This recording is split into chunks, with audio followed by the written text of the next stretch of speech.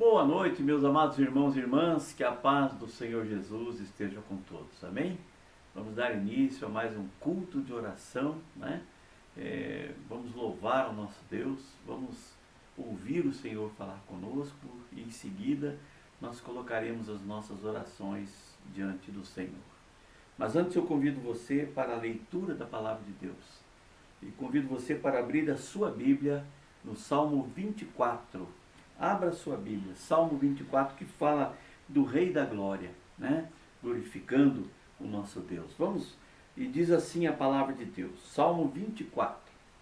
Do Senhor é a terra e a sua plenitude, o mundo e aqueles que nele habitam. Porque ele afundou sobre os mares e firmou sobre os rios. Quem subirá ao monte do Senhor, ou quem estará no seu lugar santo?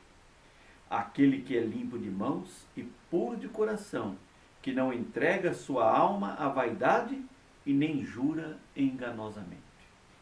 Este receberá a bênção do Senhor e a justiça do Deus da tua salvação. Esta é a geração daqueles que buscam a tua face, ó Deus de Jacó.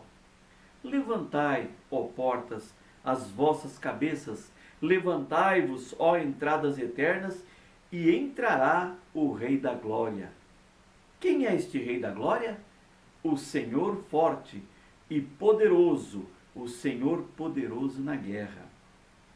Levantai, ó portas, as vossas cabeças, levantai-vos, ó entradas eternas, e entrará o Rei da Glória. Quem é esse Rei da Glória? O Senhor dos Exércitos. Ele é o Rei da Glória. Que palavra maravilhosa. Pai querido, nós queremos louvar a Ti pelas ricas promessas do Senhor para todos nós. Obrigado, Senhor, pela Tua grandeza e pela Tua infinita misericórdia, Senhor. Que a Tua graça nos alcance, Senhor, todos os dias de nossas vidas. Nós consagramos ao Senhor esse tempo, esse culto, esse momento agora em que estaremos louvando ao Senhor. E clamamos, ó Pai, para que o Senhor abra os nossos ouvidos, abra o nosso coração, para que possamos entender as maravilhas da Tua lei, Senhor, assim como o salmista disse, nós também dizemos agora. Louvamos a Ti e glorificamos o Teu santo e precioso nome. Amados irmãos, vamos então ouvir um louvor. Em seguida, o pastor Roberto estará nos trazendo a palavra de Deus. Depois, em seguida, voltamos com as nossas orações.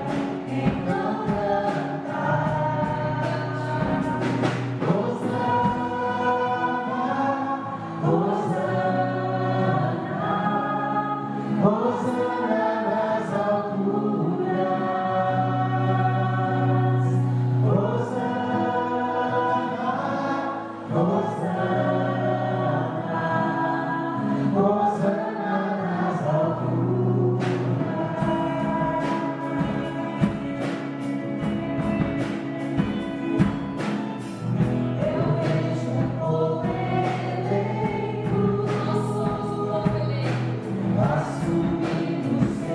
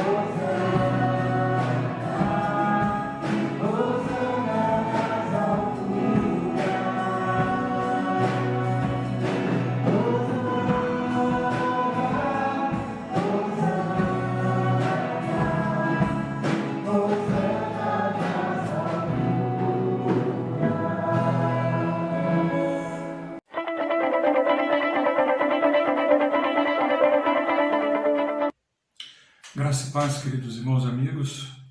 Nos reunimos aqui mais uma vez para darmos continuidade ao estudo da primeira carta de João.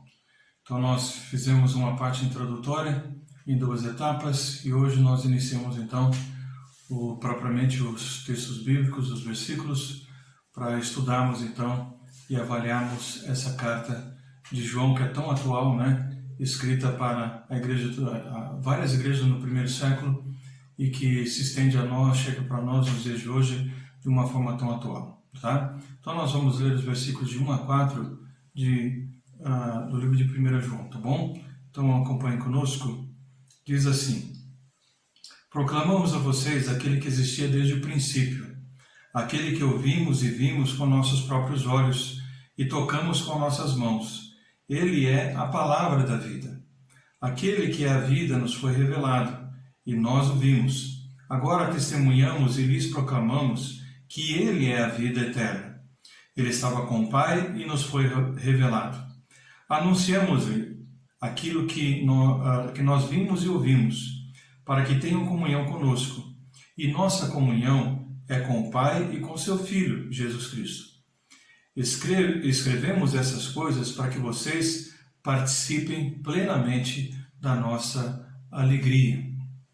Como nós já vimos na introdução dessa carta, João não endereçou a mesma a uma única igreja e nem a uma pessoa específica, mas sim a várias igrejas no primeiro século. Trata-se então de uma carta geral, né? Uma carta circular que foi enviada então para várias igrejas naquela região da Ásia Menor. Então nós vemos que ele escreve justamente essa carta aos crentes, né, para poder lhes dar segurança da salvação, para falar a respeito dessa segurança da salvação em Cristo Jesus. Isso está justamente no capítulo 5, versículo 13, que depois vamos olhar mais detalhadamente. João teve um duplo propósito ao escrever essa carta. Em primeiro lugar, ele queria expor os erros doutrinários dos falsos mestres. Nós vamos ao longo do tempo falando, a igreja estava sendo atacada por vários falsos mestres com grandes heresias, né, sendo trazidas para dentro da igreja e criando com isso grande confusão. E também, em segundo lugar, ele escreve para confirmar os verdadeiros crentes na doutrina dos apóstolos, para que eles então pudessem ficar firmados naquilo que aprenderam dos apóstolos e ele próprio como apóstolo, mostrando exatamente como ele estava então dizendo, né, a verdade e falando sobre o seu apostolado e também dos seus amigos de ministério, que eram apóstolos também e que estavam escrevendo às igrejas para que elas pudessem então permanecer firmes no Senhor. Então nos versículos de 1 a 4 nós vemos aqui coisas muito importantes, esses versículos que começamos a apreciar hoje. Então, diferentemente de outros livros da Bíblia, né, o livro de 1 João, ele não possui o nome do autor, né, nós já mencionamos a respeito disso. Os teólogos, em sua maioria, né, eles identificam o autor desse livro como sendo João, o apóstolo amado de Jesus, né, como sendo justamente aquele que escreveu essa carta. E aqui, no próprio começo da sua carta, João ele manifesta o seu direito de falar, e ele não menciona o seu nome nem nada, mas ele justamente nesse seu afã, nesse seu desejo, nessa sua manifestação de falar, né, e sobre esse seu direito de falar, consiste justamente na sua experiência pessoal com Jesus Cristo. Nos versículos 2 e 3 nós vimos ele falando a respeito disso, né? Os olhos viram, tocaram, estiveram com o Senhor Jesus. Então algumas coisas importantes que nós vemos aqui. Em primeiro lugar, ele diz que ele escutou a Cristo. João escutou ao Senhor. Muito tempo atrás, né, antes disso, Zedequias tinha perguntado a Jeremias justamente isso. Há alguma palavra do Senhor? Né? Há alguma palavra vindo do Senhor para nós? Então, os homens de Deus, eles não se interessam em opiniões, em especulações e nem em engenhosas conjecturas de alguém. Mas eles se preocupam justamente no fato de que é a palavra do Senhor. Existe aqui alguma palavra do Senhor para nós? Não vamos estar preocupados, né? Ou então divagando sobre a palavra dos homens, sobre aquilo que eles pensam ou opinam. Nós vamos então saber se isso é a palavra do Senhor. Se é, então nós vamos absorvê-la. O verdadeiro mestre é o homem que tem uma mensagem de Jesus Cristo, porque ele ouviu a sua voz. Então nós ouvimos a palavra do Senhor, ouvimos a mensagem do Senhor, e aí nós a transmitimos também àqueles que precisam ouvir essa voz e aprender dessa palavra. João diz que ele viu a Cristo. Então é bem verdade que nós não podemos ver a Cristo em carne e osso como João viu, mas nós podemos vê-lo pelos olhos da fé. Mas João viu presencialmente, João esteve com Jesus lado a lado, viveu com ele dias e dias, anos, cerca de 3 anos e meio. Então ele viu a Jesus e ele deixa isso muito bem claro. Então veja que ele está insistindo nesse aspecto de que alguém que esteve literalmente com Jesus, que não apenas ouviu falar dele, mas que esteve com ele literalmente falando. Mas ele diz também que ele contemplou a Cristo. Agora, qual é a diferença entre ver a Cristo e contemplar a Cristo? Em grego, o verbo justamente para ver é oran, né? E significa simplesmente ver com o olhar e com os olhos do corpo. Tá? Então, viu a Cristo. Agora, existe um outro verbo para contemplar que é theastai. E esse verbo significa olhar algo ou alguém com muita atenção. É captar o significado, a significação dessa pessoa ou dessa coisa. É olhar fixamente, é olhar com muita atenção. Então, falando de Jesus, né, no início do seu evangelho, lá em João, ele diz, e vimos a sua glória, em João 14. Então, o verbo é, outra vez aqui, theastai. Vimos, contemplamos, aquela ideia de fixar os nossos olhos para extrair dali realmente algo que nós estamos precisando, o significado dessa pessoa ou dessa coisa. Então, dá a ideia não de um rápido olhar, mas sim de um decidido olhar, né? Um olhar que busca, que procura descobrir algo do significado, então, do mistério de Cristo. Então, o rápido olhar em Cristo nunca fez de ninguém um cristão, né? Então, os olhos do cristão, eles estão fixos no Senhor, amorosamente maravilhados em Jesus Cristo. Nós não conseguimos desviar o olhar, a nossa atenção, porque estamos realmente maravilhados com aquilo que nós estamos vendo. Agora, João diz também que as suas mãos tocaram verdadeiramente a Cristo. Então, ele ouviu, ele viu e ele tocou. Então, os sentidos, né? Então, Lucas, ele narra como Jesus, por exemplo, retornou aos seus discípulos logo depois de ressuscitar dos mortos. E Jesus, lá em Lucas 24:39, ele diz o seguinte, vede as minhas mãos e os meus pés, que sou eu mesmo.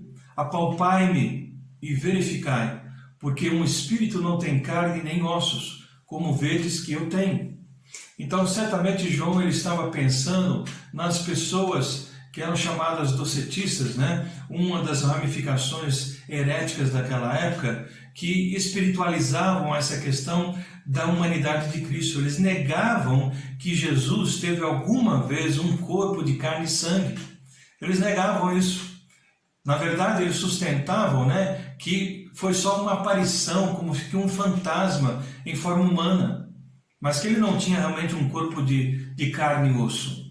Negavam-se a crer que Deus, né, um espírito puro, ele pudesse manchar-se tomando a forma de carne e forma humana. Para eles isso era impossível de acontecer, porque no seu pensamento na carne reside tudo que não presta.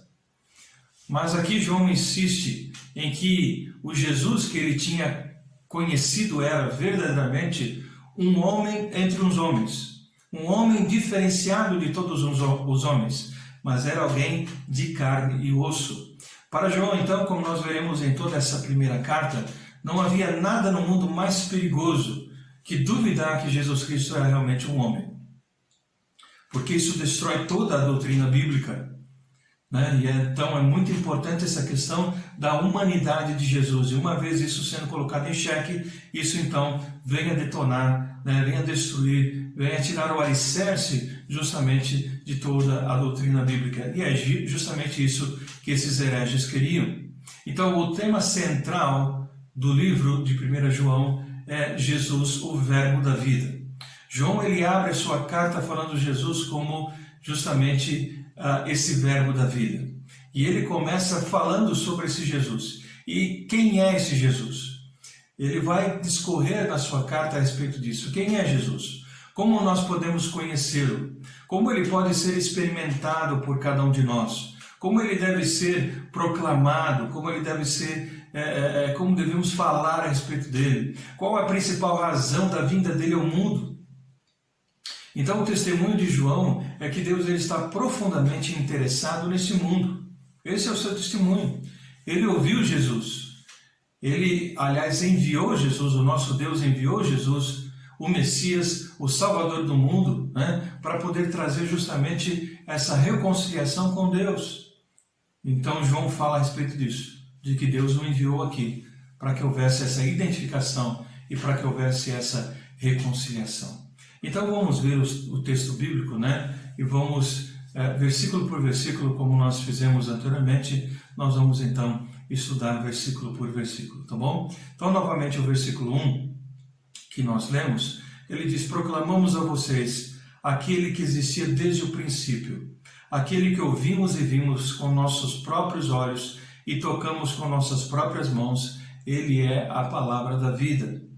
O termo aqui, o que, é mais amplo do que quem, pois inclui a pessoa e a mensagem de Jesus Cristo. A palavra grega aqui, de arte, que é princípio, significa justamente fonte ou origem, e também poder ou autoridade. Então o que João está dizendo, o que João vai trazer aos seus leitores e a cada um de nós, é que Jesus é tanto o Criador do universo, como também é aquele que governa todo o universo. Então significa que não apenas aquilo que era inicial, né?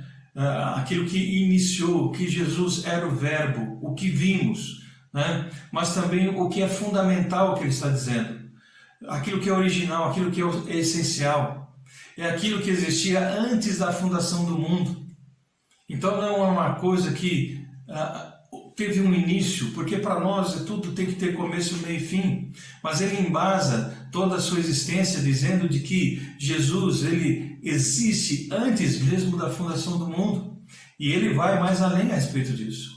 E o propósito então de João é apresentar Jesus, né, em toda a sua existência e demonstrar através da sua carta de que Jesus, na verdade, ele vem antes da fundação e vem muito antes disso, porque na verdade ele sempre existiu. Isso para nós é algo muito difícil de entender.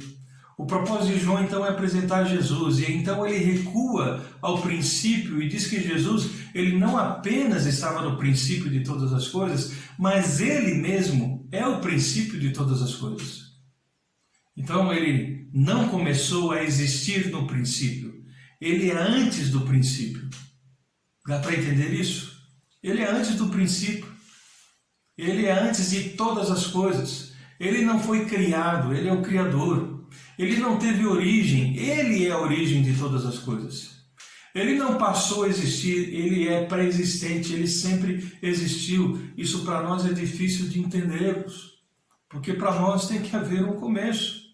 Agora, essa verdade que João então explica, fica ainda mais clara quando nós lemos o primeiro versículo do Evangelho de João, quando ele diz lá: do princípio era o verbo, e o verbo estava com Deus, e o verbo era Deus. Então, o verbo pré-encarnado e pré-existente tinha plena comunhão com o Pai antes que houvesse o mundo. Então, a Trindade já existia antes de que houvesse o mundo.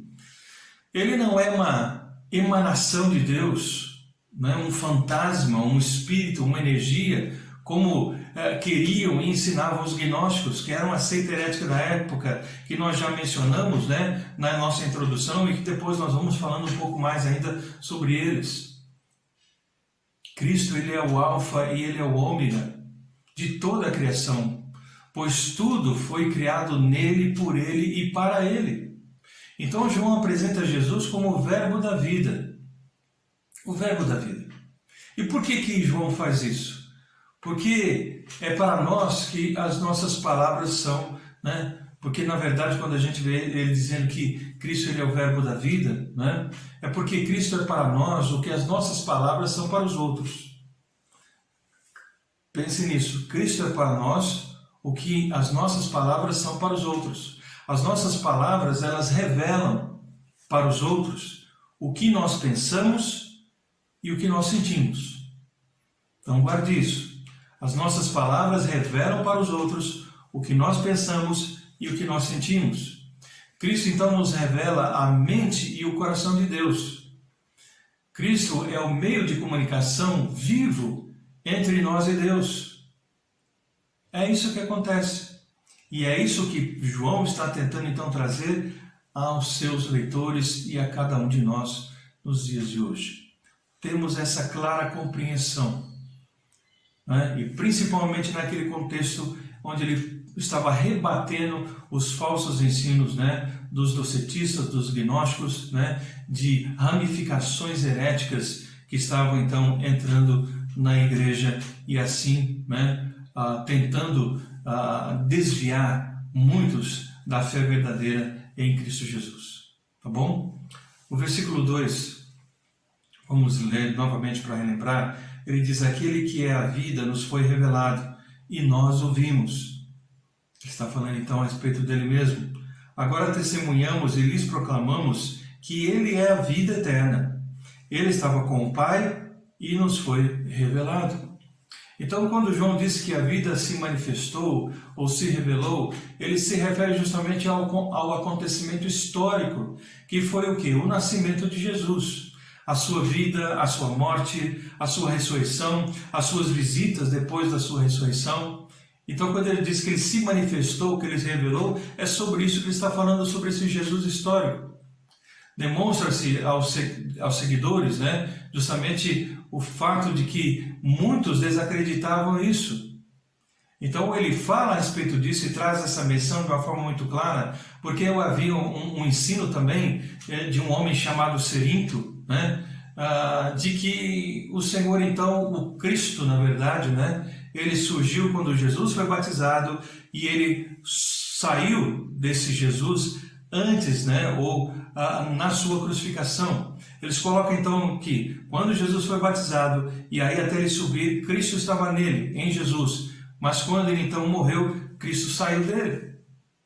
Então era para rebater então esses ensinos desse homem Cerinto, né, ou dessa filosofia, desse falso ensinamento a respeito de Cristo, né? Então a palavra da vida ele está ensinando, ele está demonstrando aqui, João, o Evangelho de Cristo, ele tem a ver com a encarnação do Filho de Deus e todo mundo viu isso e João foi testemunho ocular disso. Ele diz: aquele que é desde o princípio é Jesus, a quem os apóstolos ouviram, viram e tocaram. Ele diz: é impossível distinguir, separar Jesus do Cristo, entre aquilo que é histórico e aquilo que é eterno. Eram a mesma pessoa. O testemunho e o ensino dos apóstolos acerca de Cristo foram preservados por escrito. E isso é muito importante porque chegou até nós. E a coleção, então, desses escritos apostólicos é justamente a formação do Novo Testamento. Então, essa é a base para afirmarmos que hoje nós não precisamos, né, de ter visões ou novas revelações a respeito de Jesus Cristo. Deus nos deixou a sua palavra escrita como a única fonte, né, revestida de autoridade e de conhecimento a respeito das coisas de Deus. Então, lembre-se sempre disso. Não seja levado, enganado por outras coisas. A nossa única fonte de autoridade, de conhecimento sobre as coisas de Deus é a palavra de Deus. E são as sagradas escrituras que nos foram entregues pelos profetas, pelos apóstolos. Então o conhecimento de Deus não é fruto de imaginação humana, mas é justamente da revelação divina. O homem só conhece a Deus porque Deus se revelou a ele. Se Deus não tivesse se revelado, nós nunca teríamos o conhecimento de Deus. Mas o temos, graças a Deus, por causa de Jesus Cristo e da sua palavra que chegou até nós. Versículos 3 e 4. Anunciamos-lhe aquilo que nós mesmos vimos e ouvimos, para que tenham comunhão conosco, e nossa comunhão com o Pai e com seu Filho Jesus Cristo. Escrevemos essas coisas para que vocês participem plenamente da nossa alegria. Então, quem tem um verdadeiro encontro com Jesus Cristo não pode mais calar a sua voz. A revelação foi dada a poucos, para muitos. Começou com um grupo de discípulos e depois isso foi se estendendo para os 70, para os 120, e depois foi crescendo e chegou até nós. Então uma revelação que foi dada a poucos, mas para muitos. Então, a fim de dar testemunho, os apóstolos eles precisavam ter visto e ouvido pessoalmente a Cristo. Então, só aqueles que viram, aqueles que ouviram pessoalmente a Cristo, aqueles que andaram com Cristo, é que podem ser chamados de apóstolos. A fim de proclamar essa mensagem, precisam ter sido comissionados por Ele. Então, Jesus não apenas se manifestou aos discípulos para qualificá-los como testemunhas oculares, mas também lhes deu uma missão autorizada como apóstolos para pregar o Evangelho. Então eles tiveram tudo isso da parte de Deus e tudo isso da autoridade, a palavra que eles então trazem até nós. Então o propósito de João é convidar os seus leitores a essa comunhão com os apóstolos, a esse entrelaçamento com os apóstolos, a dar crédito à palavra desses apóstolos, que são testemunhas oculares da vida e do ministério de Jesus aqui na terra. Eles estiveram lá. Então, ao mesmo tempo, João ele quer proteger também os seus leitores dos ataques doutrinários desses falsos mestres e quer fortalecê-los espiritualmente dentro da comunhão com os apóstolos e com os discípulos. A comunhão, amados, é a raiz da alegria. A alegria é o fruto da comunhão. E a comunhão, ela é a resposta de Cristo para a solidão da vida. A alegria, ela é a sua resposta de Cristo para o vazio e a superficialidade da vida. Na verdade, a alegria é uma das principais marcas da vida cristã e ela independe das circunstâncias. A alegria não é um sentimento que nós mesmos produzimos, mas é justamente um subproduto de um relacionamento com Deus. Essa alegria existe e permanece por causa desse relacionamento com Deus e não pelas circunstâncias. Só na presença de Deus há plenitude de alegria. O salmista já dizia isso no Salmo 16, versículo 11. A plenitude de alegria. Essa alegria ela é divina, ela vem do céu. Ela é indestrutível. O mundo não pode dá-la e não pode também tirá-la de cada um de nós. Porque essa alegria vem do Senhor. Essa alegria, ela está alicerçada no nosso relacionamento com o nosso Deus. E isso deve fortalecer os nossos corações, as nossas vidas. João, ele quer trazer isso para esses amados irmãos, leitores dessas igrejas do primeiro século. Fiquem firmados, e ainda que vocês tenham muitas dificuldades, muitos problemas, que as adversidades, as circunstâncias ao seu redor sejam muito difíceis, lembrem-se que a alegria do Senhor independe das circunstâncias. Permaneçam em comunhão com Ele. Permaneçam revestidos dessa alegria e desse relacionamento íntimo com Ele, porque dessa maneira vocês nunca estarão sozinhos. Ainda que o mundo nos abandone, ainda que o mundo nos rejeite, o Senhor está conosco. O Espírito Santo habita em nós, então nunca estaremos sozinhos. E com Cristo nós somos maioria. Então isso é muito importante. O pecado, amados, promete alegria e produz, na verdade, sofrimento. Lembre-se disso.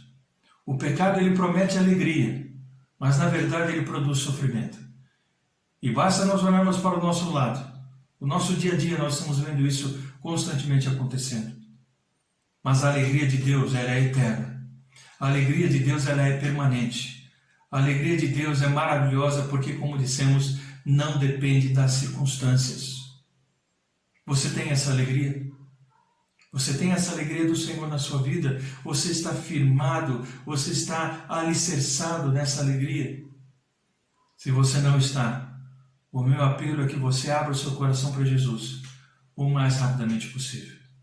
E que nós possamos continuar estudando essa carta, que você esteja estudando conosco essa carta e possa abrir o seu coração, porque a palavra de Deus diz que a fé vem pelo ouvir, e ouvir da palavra de Deus.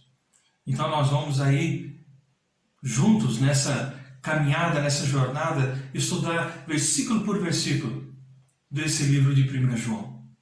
E nós vamos ver que é tão atual esse livro para cada um de nós, para os nossos dias. E os mesmos alertas e advertências que foram dadas por João àqueles irmãos são trazidas e chegam até nós também, para que nós possamos entender de que essa palavra é a verdade, de que esse Jesus ele é verdadeiro e de que ele veio a esse mundo justamente para entregar a sua vida por nós, sendo o nosso substituto, para que nós, através da morte dele, pudéssemos ter vida, vida eterna, vida em abundância. Que Deus possa nos abençoar. Vamos orar. Pai, nós te agradecemos pela tua palavra, agradecemos pela palavra da vida que veio até nós. E hoje nós temos a bênção, ó Deus, de conhecer essa palavra. Podemos conhecer ao Senhor através de Jesus, através da revelação que foi entregue a cada um de nós pela tua palavra, por homens que foram inspirados pelo teu Espírito para nos trazer essas palavras tão preciosas, profundas e maravilhosas. Então que nós possamos, ó Deus, nos alegrar e possamos nos firmar nessas palavras a cada dia, servindo ao Senhor com alegria. Alegria essa que independe das circunstâncias, porquanto a nossa vida está escondida em Cristo e Cristo em Deus. Louvamos o teu nome e pedimos a tua bênção por nós e por todos aqueles que nos ouvem. Oramos em nome de Jesus. Amém. Que Deus possa nos abençoar e que todos tenham um bom restante de semana na graça e na paz do Senhor. Que Deus abençoe. Amém, meus irmãos. Que bênção, né? Ouvir uma palavra tão edificante, um estudo como esse que o pastor tem trazido para cada um de nós. Amém? Vamos então nos colocar agora diante do Senhor e colocar os nossos pedidos de oração diante do Senhor, né? E eu quero ler para os irmãos Tiago capítulo 5, do versículo 13 ao versículo 15, que diz assim: está alguém entre vós aflito? Ore. Está alguém contente? Cante louvores. Está alguém entre vós doente? Chame os presbíteros da igreja e orem sobre ele, ungindo-o com azeite em nome do Senhor. E a oração da fé salvará o doente, e o Senhor o levantará, e se houver cometido pecados, ser-lhe-ão perdoados. Vamos então orar, vamos colocar em prática a palavra de Deus nas nossas vidas. Pai querido e Pai santo, nós louvamos a Ti e rendemos graças ao Senhor sempre por tudo que o Senhor tem nos feito, por todas as Tuas respostas às nossas orações. Nós Te louvamos, ó Pai, porque o Senhor tem sido grande, grande em misericórdia, grande em graça, grande, Senhor, no cuidado com os Seus filhos, e nós Te louvamos por isso e agradecemos por tudo, Senhor, no santo, no precioso nome do Seu Filho, o nosso Senhor Jesus Cristo. Pai querido, eu quero colocar diante do Senhor os pedidos que os meus irmãos e irmãs estão clamando nesse momento, todos que estão em casa, que estão orando. O Senhor conhece a necessidade de cada um. O Senhor conhece os motivos de louvores de cada um desses irmãos. O Senhor conhece as aflições de cada um deles, ó Pai. E eu coloco junto com eles, eu coloco todas essas orações diante do Senhor, diante do Teu altar, ó Pai. Nós entregamos ao Senhor em nome do Senhor Jesus. A irmã Isilda, Deus, ela nos pede, pede oração pelo Rivaldo, que é o seu caseiro, que está com uma doença degenerativa, e nós então colocamos ele diante do Senhor e pedimos, ó Pai, pela sua saúde, pela sua vida. Oramos, Pai, em nome do Senhor Jesus. Oremos então pelo irmão Rivaldo. Também oramos, Pai, pela sobrinha da Imar, e temos orado há dias já pela Elaine, que está aí numa luta contra o câncer, e nós colocamos a Elaine diante do Senhor mais uma vez e clamamos, ó Pai, em nome do Senhor Jesus. Oramos pela Elaine, Pai, em nome de Jesus. Oramos também pela Sofia, Senhor, a netinha da Roselice, que tem um problema no coraçãozinho e que estamos aí orando e clamando para que ela não precise passar por cirurgia, Deus. Esse é o clamor da Roselice, a sua avó. Então nós oramos por ela, Senhor, e pedimos pela Sofia mais uma vez, em nome de Jesus. Também a Cris, Senhor, pede pelo Juan, que sofreu um grave acidente de moto. Nós, então, estamos aqui intercedendo e oramos, ó Pai, e clamamos para que o Senhor opere na vida do Juan e da sua família. Em nome de Jesus. Deus, colocamos diante do Senhor a Florinda e a casa dela, com Assis, seus filhos, a Florinda que foi diagnosticada com Covid. E, graças ao Senhor, ela é assintomática, ela não está sofrendo as consequências, mas nós clamamos ao Pai para que o Senhor continue livrando ela, Senhor, desses sintomas, desses problemas, em nome de Jesus. Assim como oramos pela Edna e pela Mari, que estão sentindo uma gripe muito forte, graças a Deus não foram diagnosticadas com Covid, mas estão realmente com uma gripe muito forte. Abençoa, Senhor, para que elas sejam curadas. E pela Mari, Senhor, nós também pedimos para que o Senhor console e conforte o coração dela, Senhor, porque nós nos apegamos muito aos nossos animais, principalmente aqueles que convivem conosco há tanto tempo, e ela perdeu a sua princesa. Que o Senhor esteja consolando e confortando o coração da Mari e da sua filha, Pai, em nome de Jesus. Também oramos pela Fernanda, Senhor, que está com uma infecção nos olhos e esperando para ser chamada para uma consulta. Que isso aconteça o mais breve possível, Deus. A Fernanda que tem suas filhas, tem uma filha pequena e precisa cuidar da sua família. Então nós oramos por ela, Deus. Também oramos, ó Pai, pela recuperação da irmã Solange, esposa do pastor Roberto. Abençoa, Senhor, para que ela seja curada dessas enfermidades que ela tem enfrentado nesses dias. Nós clamamos, ó Pai, confiamos no Senhor, principalmente na questão da Covid-19 e outros problemas que a irmã tem enfrentado. Nós colocamos ela diante do Senhor, pedimos, Pai, as bênçãos do Senhor, como lemos na palavra de Deus. Também oramos pela Clarice, Senhor, lá de Bolsa Nova, que vai fazer uma ecografia, que tem sentido muitas dores no seu abdômen, né? Nós oramos por ela, Deus, para que não seja nada demais e que ela realmente possa se recuperar.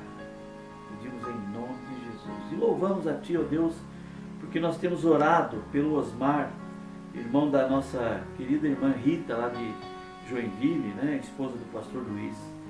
E ela nos deu a notícia de que o Osmar está indo para casa, recebendo alta, ele que estava em UTI.